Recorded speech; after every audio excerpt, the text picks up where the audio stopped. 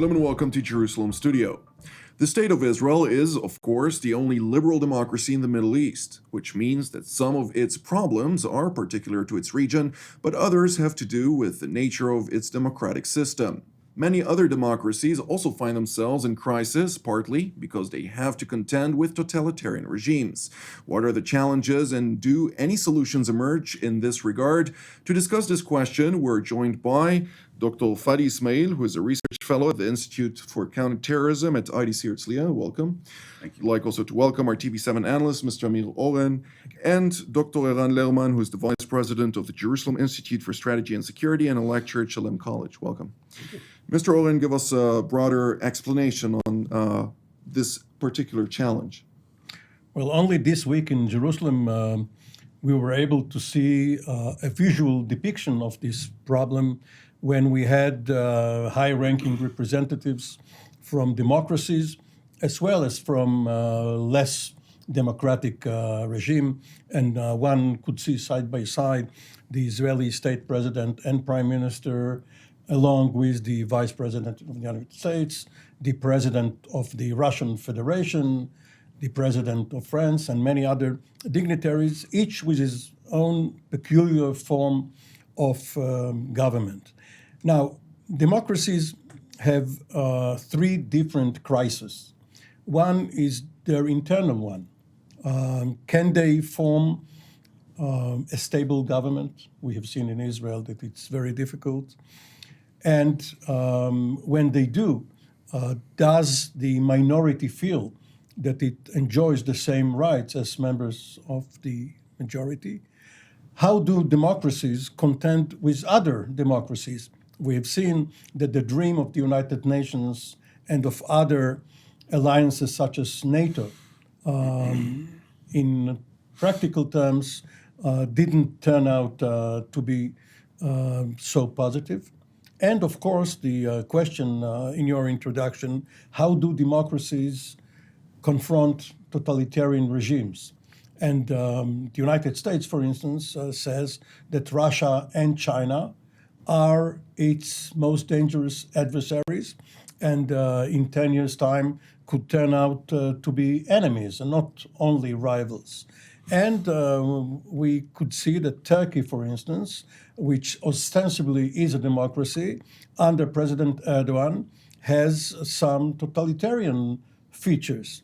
So it's a problem for the Israeli democracy and other so-called Western liberal democracies to find common ground between themselves and with the other regimes. One of the questions that have been bothering me in the last several weeks, and I've been trying to study it extensively, is the continuity of Western democracies in their ability to combat terrorism and security-related issues pertaining to the fact that totalitarian regimes or Eastern or Southern regimes that have no whatsoever interest in preserving democratic values or liberal values for that matter have posed significant challenges specifically when it comes to the continuity of Western security forces when the political systems are the one who dictate the policies. And I would like to hear each and every one of you pertaining to this question. Dr. Essmaeel, we'll start with you. I think it has a lot to do with the nature of the age that we live in, where it's, especially post-Cold War, we have a situation of a unipolar world, and then you have asymmetric warfare where states and terrorist organizations are combined. So today, for example, terrorism is in very many cases basically no more than an executive arm of a government. And this, so here we are dealing with a state actor, but indeed we're not. We're dealing with a terrorist organization. And that creates a lot of confusion in Western values because to many people, they still look at terrorism, which is the executive arm of these governments, as a criminal situation. Which really doesn't work. It's really more of a national security situation. And I've just heard today some positive news from the UK that they finally are going to revamp the laws to deal with terrorist incidents in a different manner, given the stabbing incident that was there a few weeks back when a guy that have just left was released from jail for terrorism violations and he was just let into without any kind of monitoring. He had less monitoring than pedophiles would have. And he is committing yet another terrorist attack on British soil. So now they have to contend with the fact that this is not an ordinary crime. Now, what is the connection? Because we have states trying to challenge the West with those kinds of subnational methods and tactics that we have to remember. It really goes back. Yes, those organizations really go back to a state actor, to somebody behind them. In many cases, it is very rare that those terrorist organizations just operate in a vacuum. If you go back decades, they have always some kind of state sponsorship to them. And this idea, this romantic idea, this is just a force that comes out of the people without any kind of external support. It's romantic, but it isn't true. Dr. Lerman? Well, I fully agree with Dr. Essmaeel. I would just say democracies are very paradoxical when it comes to war. They're very reluctant to go to war. That's right. And that that's the origin of the famous assumption that goes back to Kant, that democracies will not fight each other because they will find other ways to deal with their problems. And so far, the evidence tends to support that assumption. But when faced with totalitarian challenges, whether through terrorism or going back to the 1930s and 40s, the Japanese and Italian, and ultimately, of course, the Nazi threat, democracies are very slow to wake up to the full challenge. But the paradox lies in the fact that once a democratic society comes to terms with the idea that they are at war, that this is not a criminal enterprise that they're facing, but this is a war, they are capable of greater mobilization and greater effectiveness than almost any totalitarian society I can think of. People tend to forget, for example, this is at a very different level, but during World War II, British society, and here we owe a debt to a person that Israelis normally think of as a villain, but he was a hero in that respect. Ernst Bevin, labor leader and a union organizer, and he was in charge of production during the war. Britain was better organized for the war effort than Nazi Germany under Albert Speer. Mm-hmm. It then, fell apart from fatigue after the war. But during the war, they were better mobilized, better organized. You saw the same with the United States.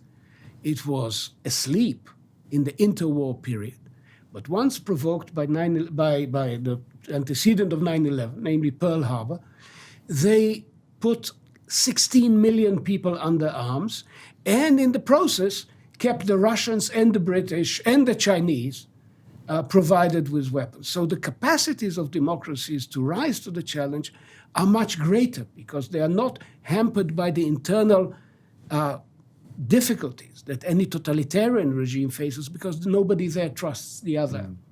And people are motivated by fear rather than by commitment. But you have to cross the threshold. You have to realize you are at war. And this may be happening in Europe now. This may be at the root of change in Britain now, finally coming to the conclusion, for example, that Hezbollah, the political wing of Hezbollah is connected to the military wing. I mean, this was for years a funny bird, one wing unconnected to the head. But and the military wing was a terrorist organization, but the rest was not, which is an absurdity. That is coming to an end because of the realization this is a war. And it doesn't stop there, Mr. Oren. Of course, there are various countries, regimes that have interests with Western democracies. One of those, of course, is the government, the AKP party of President Recep Tayyip Erdogan of Turkey, who openly supports the Muslim Brotherhood.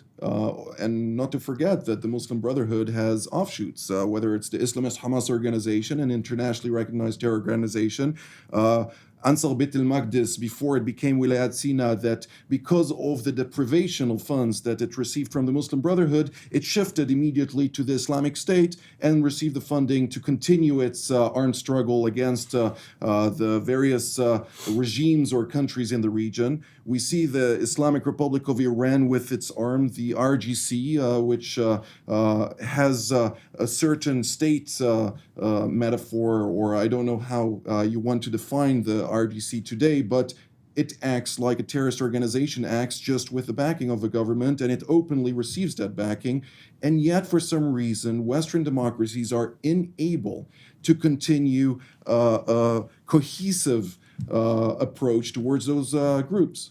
Philosophically, Western democracies are always on the defensive because they have to justify using various means which restrict freedom of movement, freedom of press, sometimes administrative detention, in order to fight those regimes.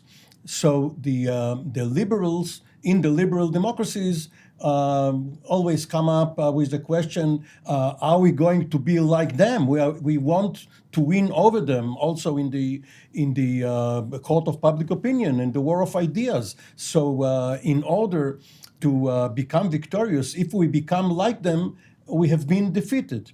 But this is not a real argument, because if there is a deficiency in public trust, if there are terrorist acts, the organizations which you mentioned, but also anarchists, the Red Brigades, Baader-Meinhof, other groups whose aim, they were to some extent connected with the Soviets and others, but their aim was to destabilize Western democracies. And you mentioned the Muslim Brotherhood.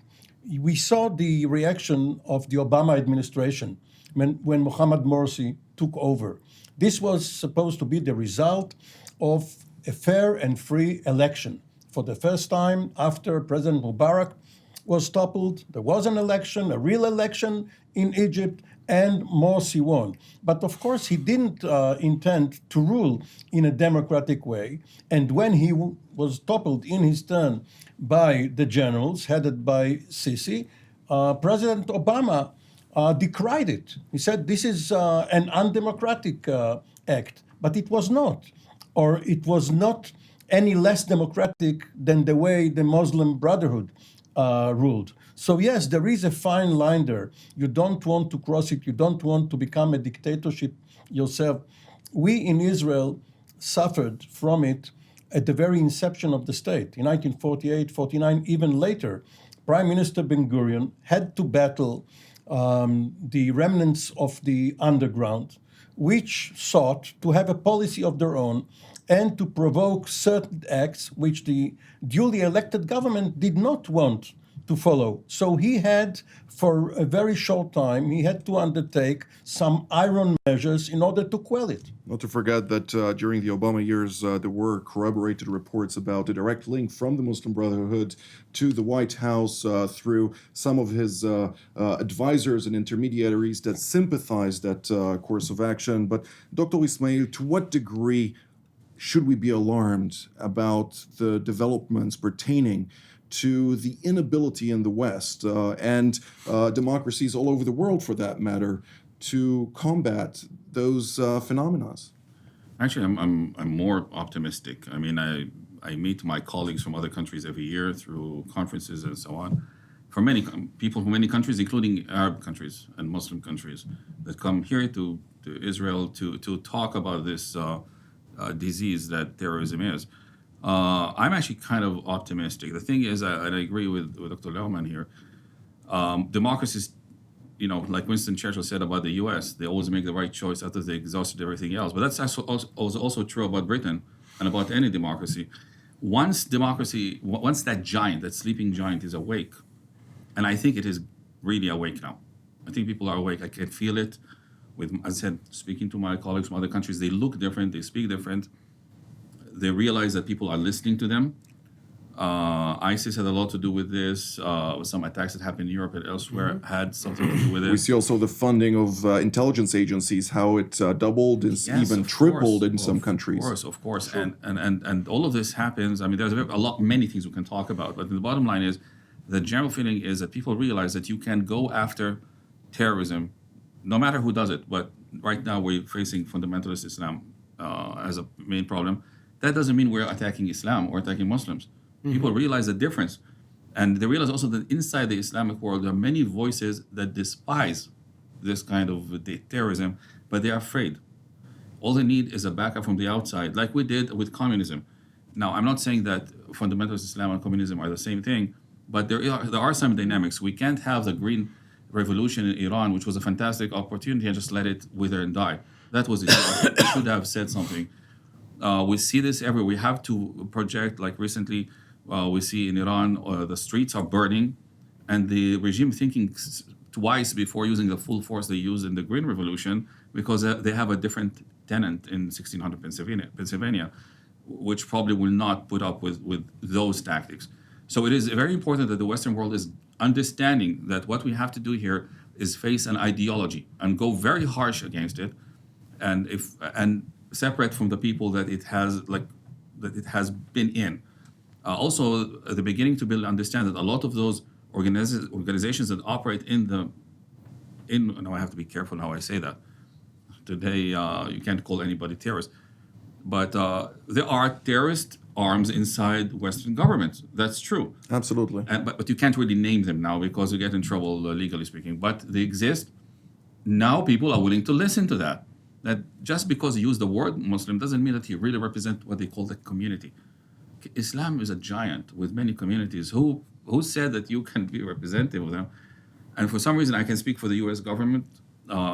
Sometimes I would see the people that would talk to us as if on behalf of Muslims, and said, "Well, no, the street is not like that." And they would give you, as I said, basically the brotherhood line. Mm-hmm. But you mean people in Congress, not the executive branch? No, I'm talking about lobby groups. Like CARE. I can't say that. Again, I'm a former. I can. I'm A an former American U.S. official. Yeah, I have to. I can't say that. Okay, but there are several organizations, Yep. and with names and very specific people that had at the time unfettered access to all corridors of power in Washington D.C. Indeed. And I never understood why is Washington listening to this guy and not to the 5 million others who are not like this. I mean, I guess now people are beginning to understand that there is a difference, and that's where I draw my optimism from. Unfortunately, however, it's an ongoing problem, and we see still people, even in Congress, in the United States and the European parliaments across the continent, who are actively pursuing Islamist agendas and ideologies. Dr. Lerman, I'd like to touch to one word that Dr. Essmaeel also pointed to, and that's the legality of things. Mm-hmm. Western democracies have been challenged for a very long time with legalities of liberal values that contradict their ability to confront the totalitarian regimes, their cynical use, if you will, of all kind of people in those democracies that are using the Western values for their own interests. What Lenin used to call useful idiots. Indeed. I'd like to ask, to what degree has Europe, the United States, Canada, Australia, and other countries around the world started to implement, because I do follow Dutch politics and other politics across Europe, that I see more and more activities that pertain to this issue? Well, as we both know, the Dutch have been actually quite successful. Indeed.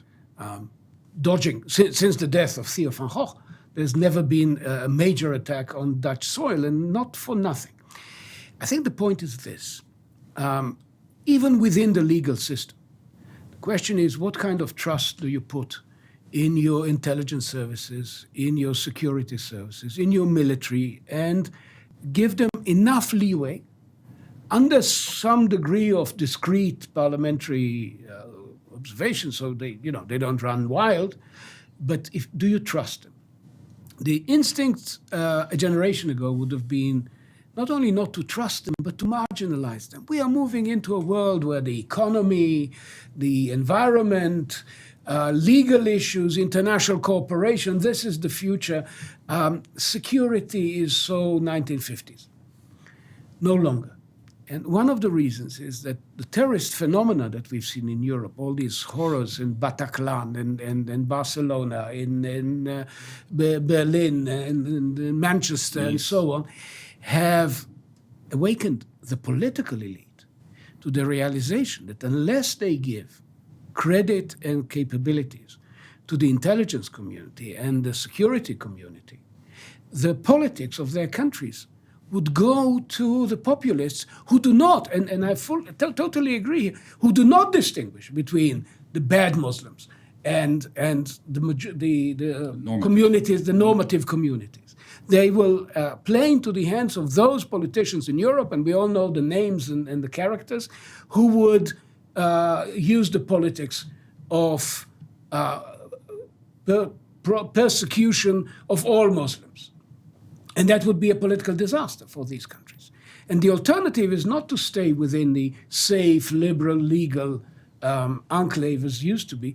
It's to empower the services that can distinguish for you, for your government, for your law enforcement agencies, for your security forces, who is a bad egg and how to differentiate between them and the rest of the communities. Nevertheless, the question also raises in such a situation of to what degree the hopes of, since the 70s at least, of integrating a passive minority will remain passive once they become a majority. Well, it's an open question. You know, you look at Latin America, where there is a significant number of migrants from our part of the world, Arabs, Christians, and Muslims. In many countries, you've had presidents and leaders and political and opposition leaders from in important countries, from Menem, president of Argentina, and Maluf, who was the leader of the opposition in Brazil, and presidents in Central America. And you're looking at communities which are deeply integrated, and with the sole exception of the Shia communities in the Triangle, which helped the Iranians, very little has happened there that resembles the kind of problem you have in Europe. So maybe it's a question of the fourth generation rather than the second. In Europe, we are dealing with the crisis of the second generation. It may change over time. Indeed. Mr. Oren? 30 years ago, it looked as if Western democratic values have won over communism, totalitarianism, the end of history. For a short time, the belief was that Western values proved that they are effective, that they are not only noble and, to some people's minds, right and just. Without asking the question, prove to whom?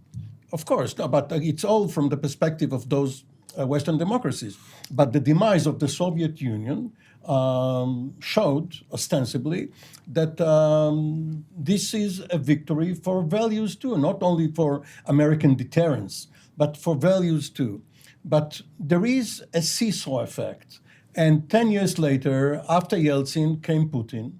And not only did Putin come and try to restore what he saw as Russian and the Russian Empire, some of the Soviet glory, but some Western leaders tried to emulate Putin and are now envious of the Putins and the Erdogans of the world. Some democratically elected leaders believe that they do not have enough power, especially when there is a legislative branch which is governed by the other party, and they want to be sole rulers of their country. And therefore, sometimes you don't see such a distinction between democracy and a totalitarian regime. Well, we're drawing near to the end of the program, and I'd like still to give you the opportunity to analyze one last question. To what degree do we see this shift that also Dr. Essmaeel and Dr. Lerman are talking about within the Western world vis-a-vis their ability to combat terror?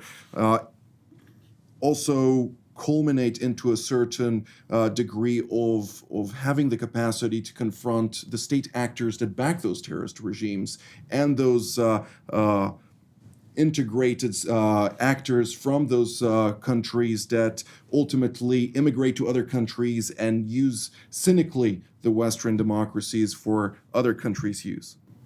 I think that we're doing this. I think Iran now is, which is a major state sponsoring terrorism today in the world. I think they do feel under some kind of a siege based upon very gradual, very calculated process of closing on them from every direction. It's not on the Iranian people. And I think the Iranian street understands that we're not against them. They understand it very, very well. And there are many ways to know that through communications in the Iranian street in different parts of the country. We know that they understand that our issue is with the mullahs in Tehran. That's our issue. So there is a counter pressure. The real challenge, in my opinion, is really domestic. And I'm actually, I think we can work a lot with the local communities. All my interns from the Muslim community were very interested in full assimilation to American society. I think we're in a good path. Dr. Lerman? Well, after the elimination of Qasem Soleimani, there could have been you could have expected a traditional European response against American brutal use of force, etc. But what actually happened was that the E3, who were partners to the JCPOA, after some hesitation, actually activated the dispute mechanism, which basically says that Iran is in breach of the agreement and so forth. So the Iranians found themselves all of a sudden facing something which is more or less a coalition between Trump and the key European players. So even on Iran, I think there is an awakening. And certainly the effectiveness of measures in Europe, differentiating within the Muslim communities and dealing effectively with the Islamist elements that are trying to subvert them, I think the capacity is growing. There's a learning curve. Well, this is all the time that we have for today. Unfortunately, we'll have to revisit this topic. I'd like to thank Dr. Essmaeel, Mr. Oren, and Dr. Lerman for being here with us today. And I'd like to thank our viewers as well, and we will see you next time.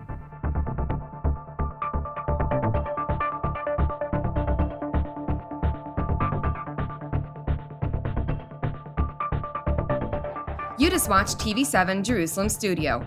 We encourage you to pray for the challenges raised in today's program. If you were blessed by our production, please consider supporting TV7 Israel. The details of our respective bank accounts for donations from Europe and the United States appear on the screen. Your generosity allows us to continue to serve God's calling, to broadcast content that truly matters through TV7 Israel from Jerusalem.